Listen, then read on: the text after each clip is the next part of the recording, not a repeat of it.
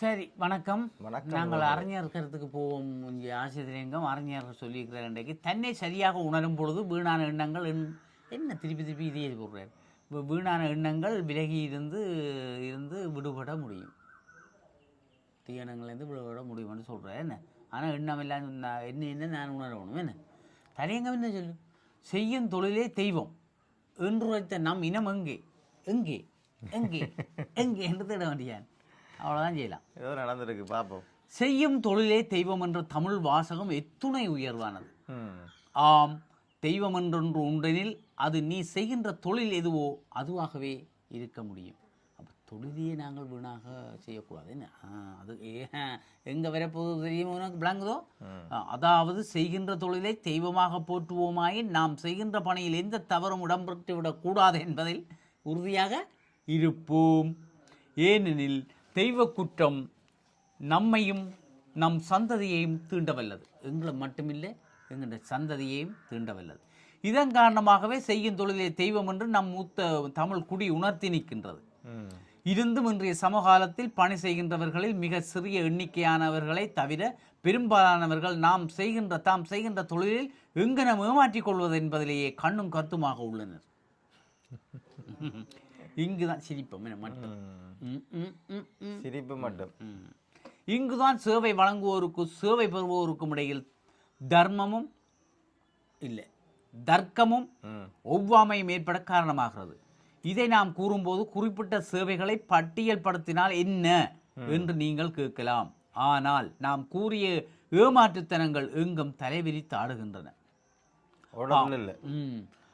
பொதுமக்களை அதிலும் குறிப்பாக ஏழைகளை அலைக்கழிக்கின்ற அரசு நிறுவனங்கள், உரிய விளக்கங்களை பொதுமக்களுக்கு சொல்லாத பணியாளர்கள், கையூட்டு பெறுவதிலேயே கண்ணும் கருத்துமாக இருக்கின்ற பெருஞ்சாளிகள், கடமையை கடமையாக செய்யாமல் அதனை தங்களுக்கான பொழுதுபோக்காக நினைக்கின்றவர்கள், கடமையை தட்டி கழிப்பவர்கள் என எங்கும் அதர்மத்தனங்கள் தலைவிரித்தாடுகின்றன. இதற்கு மேலாக சக பணியாளர்களுக்கிடையே இருக்கக்கூடிய முரண்பாடுகள், குறித்த முரண்பாடுகள் காரணமாக எழுகை பெறக்கூடிய காழ்ப்புணர்வுகள், காட்டிக் கொடுப்புகள், வசை மொழிகள் என அதுவே முழுநேர சிந்தனையாகிவிட செய்யும் தொழில் செம்மை பெறாமல் போய்விடுகிறது.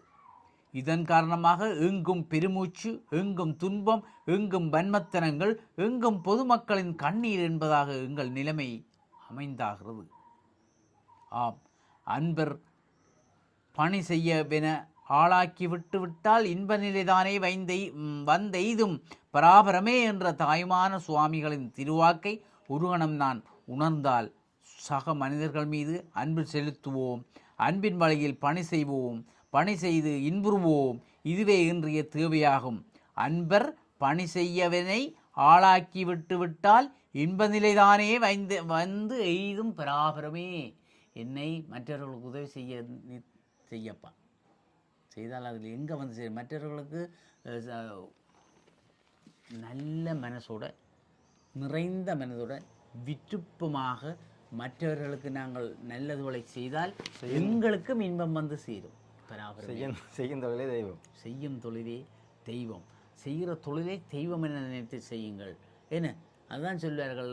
என்ன நீங்கள் அங்கே கோயிலுக்கு போகிறதா காணையில் நான் வேலையை சரியாக செய்கிறேன்ப்பா, செய்யும் தொழில் தான் தெய்வம், எந்த தொழிலை செய்தாலே எனக்கு காணும், நான் வடிவாக செய்கிறேன், நேர்மையாக செய்கிறேன், மக்களுக்கு வடிவாக செய்கிறேன், என்னப்பா எனக்கு கடவுள்கிட்ட நான் போகணும், கடவுளை என்னட்ட இருக்கிறேன் இல்லையே அப்படி சொல்லுவேன்.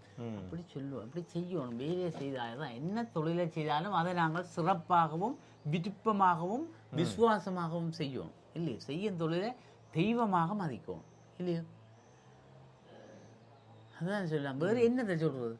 அப்போ பாரு எவ்வளோத்தை சொல்லியிருக்கிறாரு. அரசு நிறுவனங்களில் ஒருத்தருக்கு ஒரு பிரச்சனை, ஒருத்தருக்கு நீ தான் நான் பிரச்சனை, ஒவ்வொரு இருக்கிற நான் வெறிய மாட்டேன்றது இதெல்லாம் என்னப்பா?